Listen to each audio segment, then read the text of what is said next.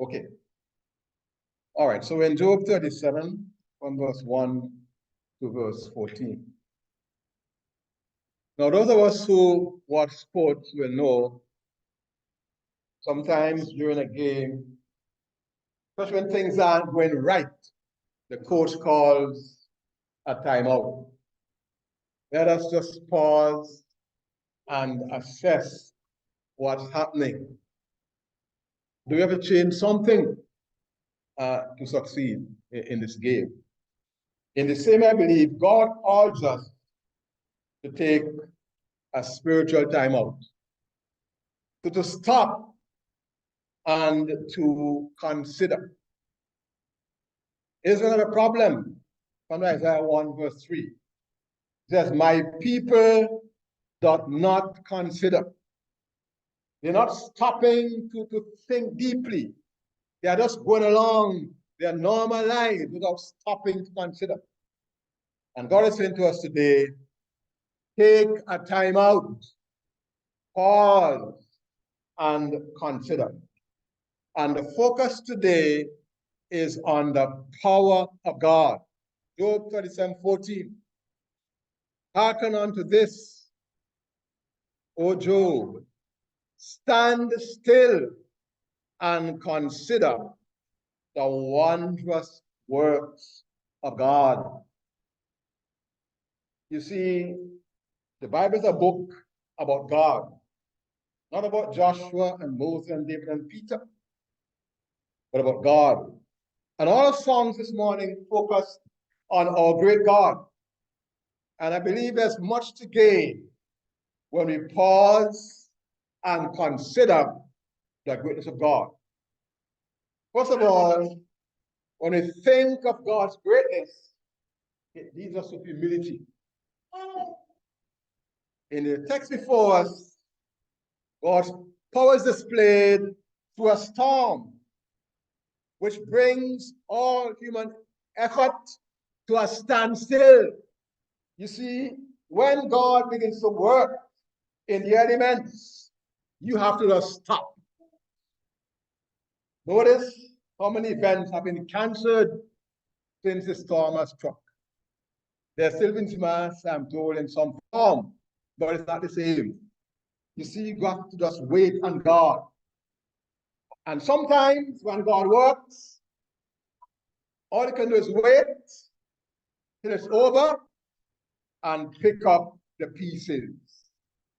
And I'm sure from what we have seen over the past couple of days in this country, there are some things for which man has no control. You got to just stop and watch and wait. I recall when there was Ivan in Grenada, I went down there afterwards, and one brother said to me, it is frightening to know that at the mercy of the elements, you can't do a thing. I remember as well, I think it's after Hurricane Irma or Maria, one of those. Somebody said after the storm, no rich, no poor, all the same.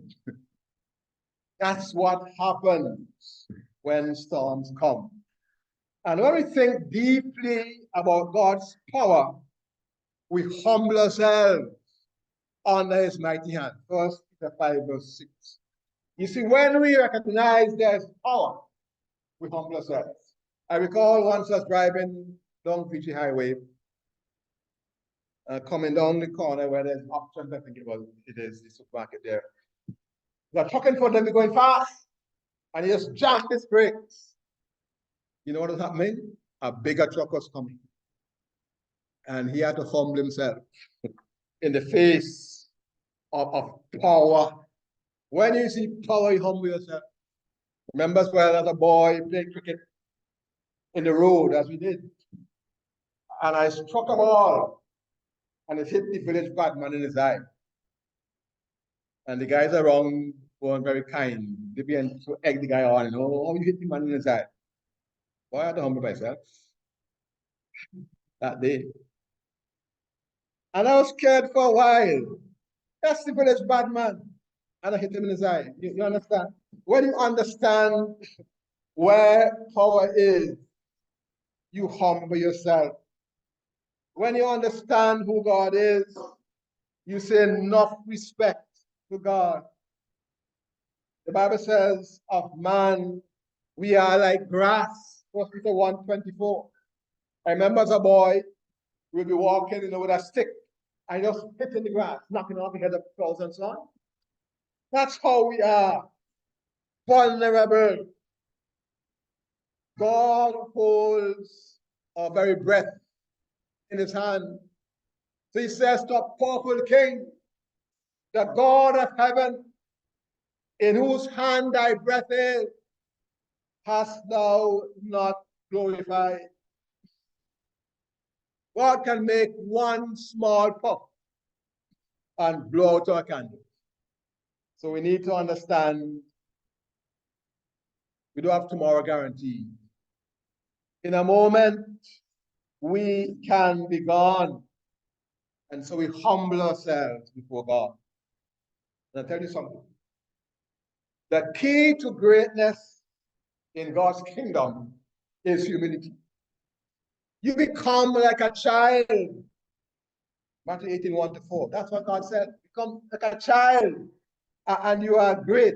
But you see, when you humble yourself in the face of God's power, you actually position yourself to become great. For it says, God resists the proud and gives grace to the humble. James 4:6.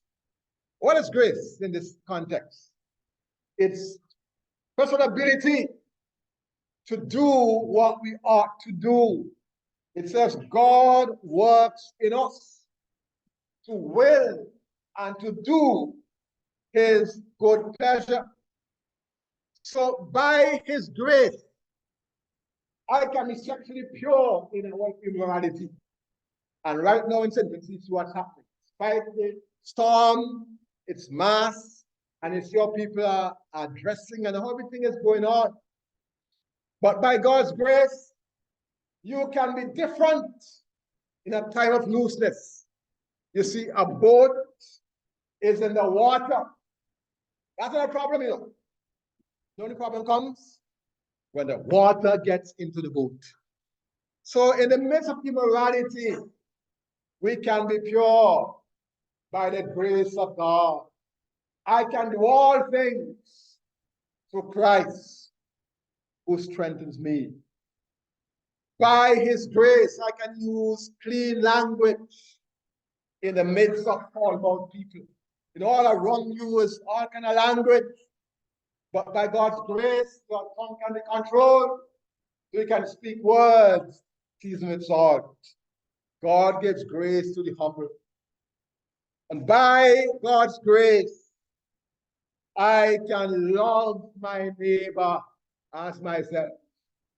You see, the key in all of this, is to demonstrate God's love. And what's happening now in this country is a chance for us to show love. It's not about ourselves and our own glory, but about showing the love of God to those who have suffered. And that is by grace, because naturally we are selfish people. It's all about ourselves. But by grace, we can be different.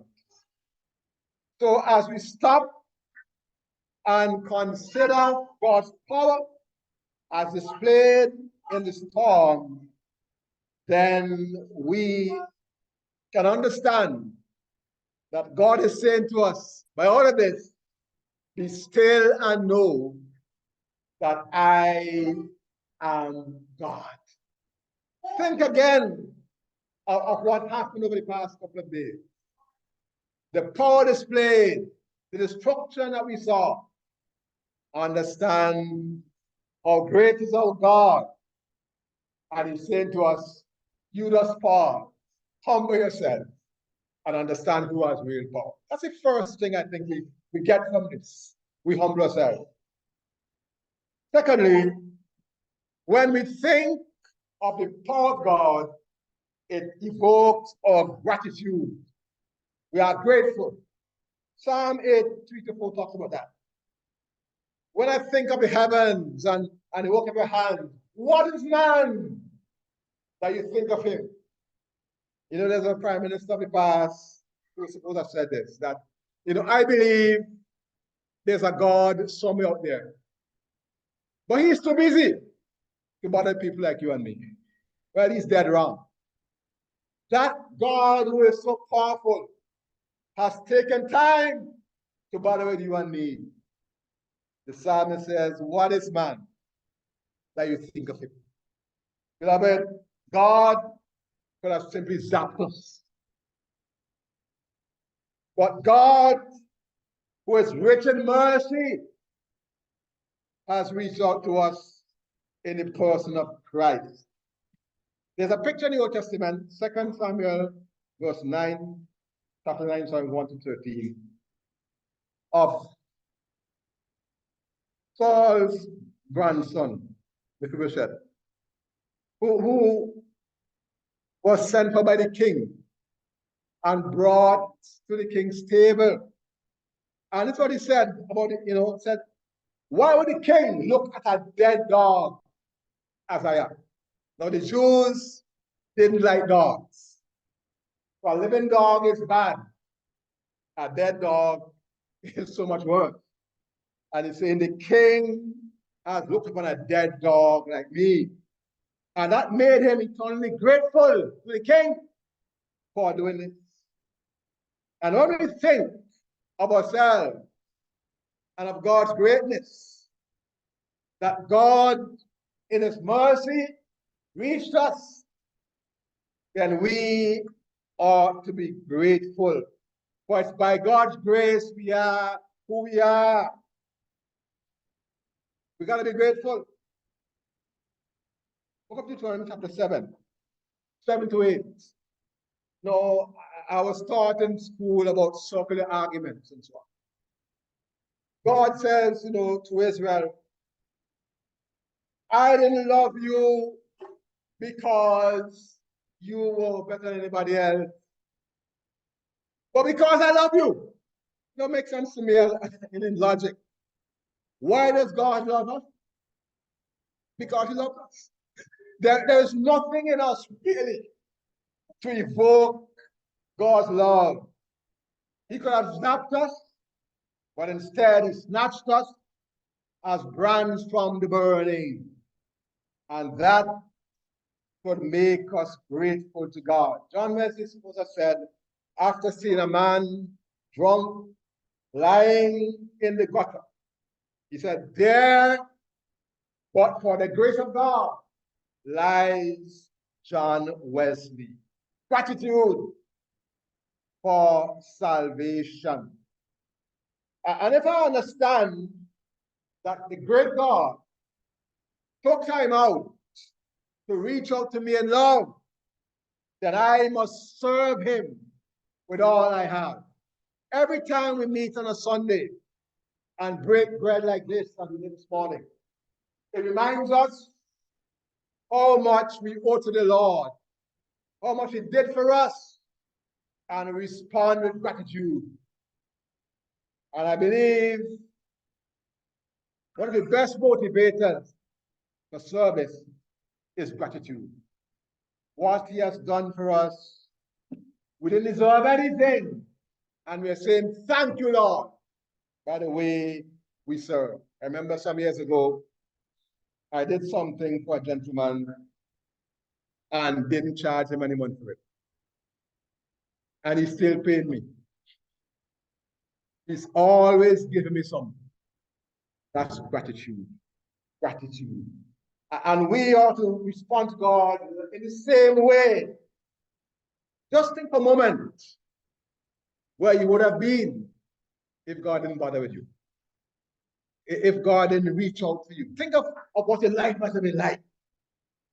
And if it frightens you, as it should, then you ought to respond in gratitude to God. We are not saved because God is weak.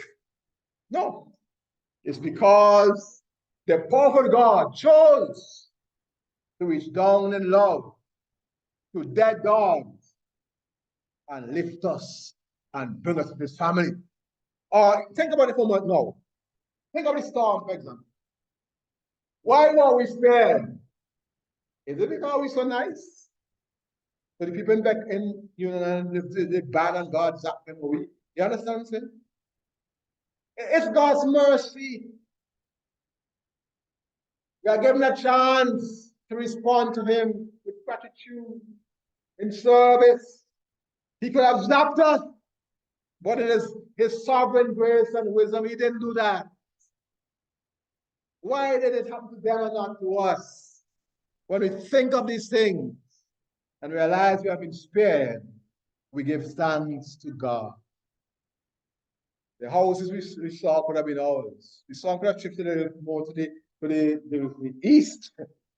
You know, somebody was saying to me when I told him I got married, said, "Oh, you're sheltered." I said, "No, not I'm sheltered. It didn't pass my way." Why? God knows. Just to respond with gratitude to God, to think of His power. I think thirdly, when we think of God's power, it gives us confidence. Proverbs 14:26 says that. In the fear of the Lord is strong confidence. You see, when you know God personally and you know of His power, here's what you know. That great power is working on your behalf. That God is looking at the world right now, watching you where you are, with a plan to show His power on your behalf. And you have seen this throughout Scripture, you know. Israel, at the Red Sea, for example. Enemy behind them. See in front of them. What are they going to do? And God makes a way to the sea that they could pass. Waters came back on the Egyptians. God's power displayed. You see, God controls the wind and the water. If we could, we'd turn back the hurricane. We couldn't do that. But on the Sea of Galilee, Mark 4:41, after this, the calm. So what kind of man is this?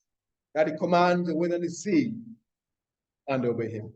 If we understand this, then realize that there is nothing too hard for God.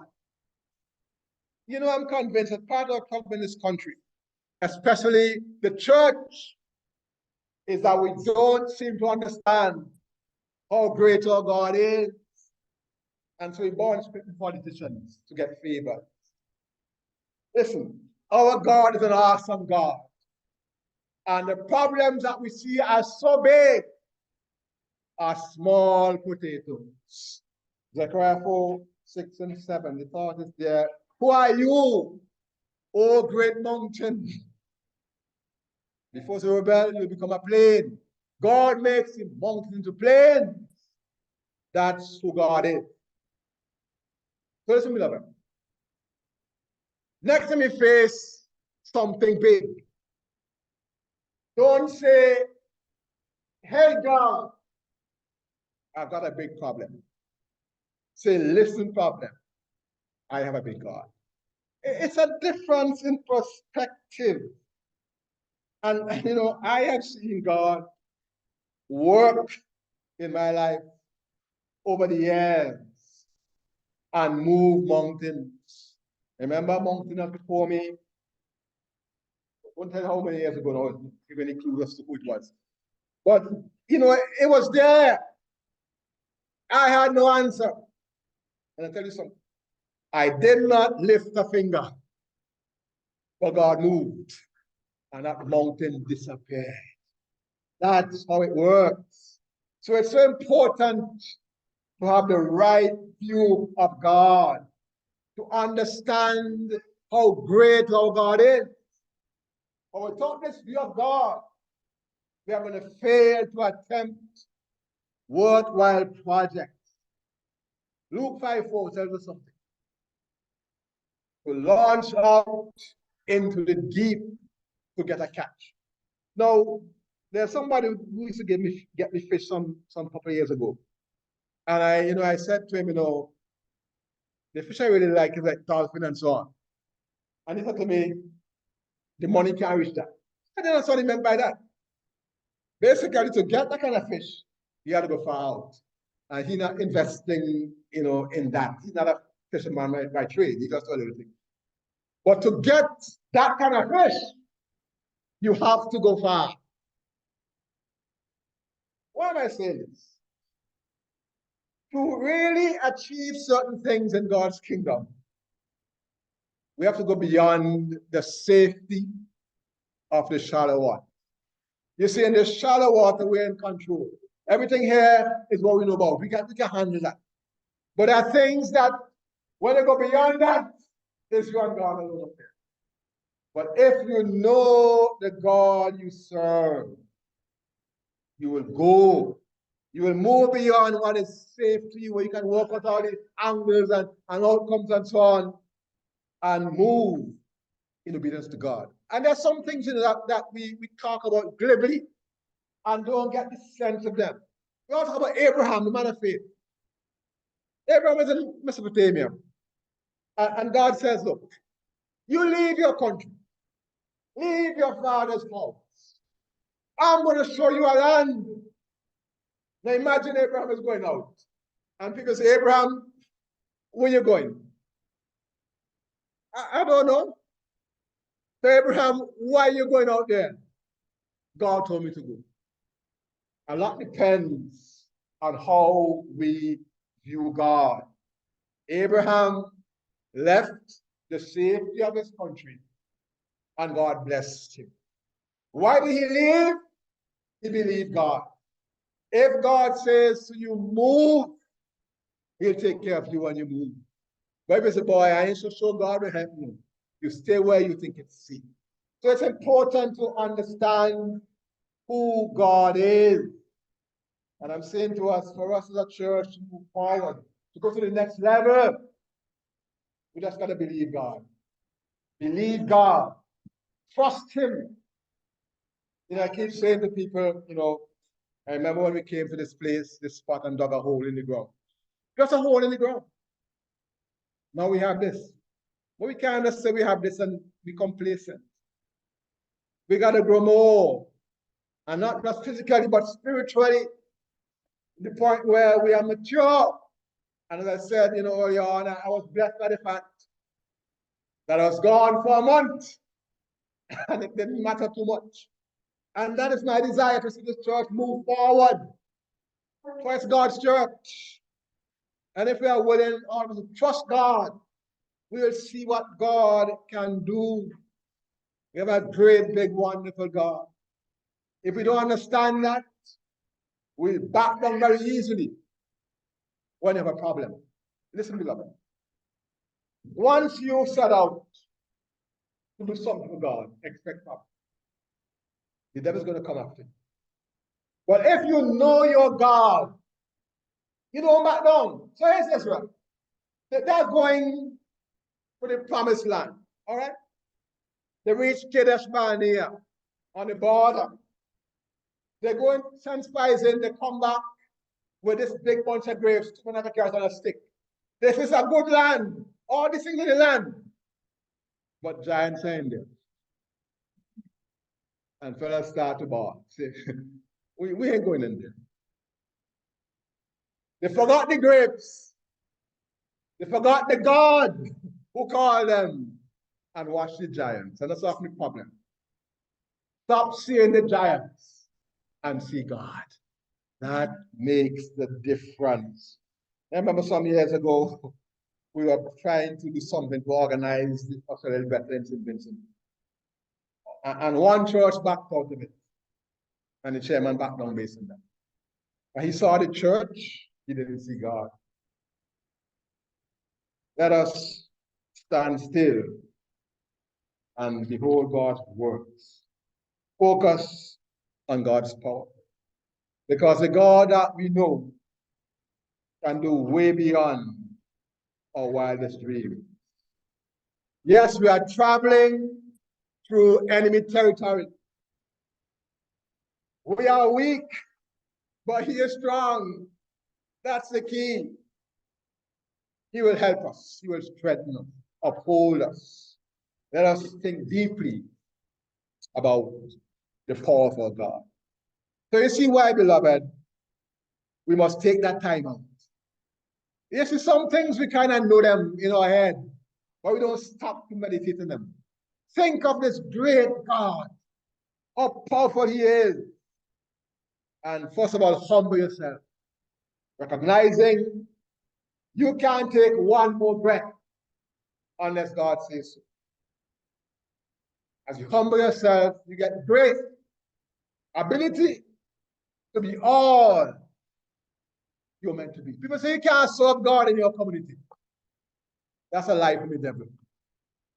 By God's grace, you can. Humble yourself. He'll give you the grace you need to be different in your community.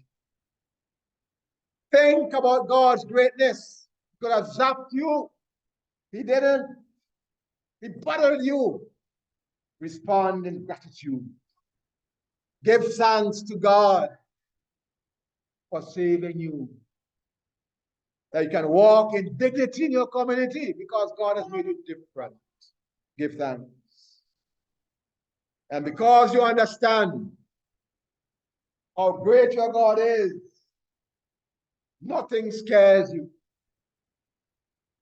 Because you might have a problem that seems big, but your God is greater.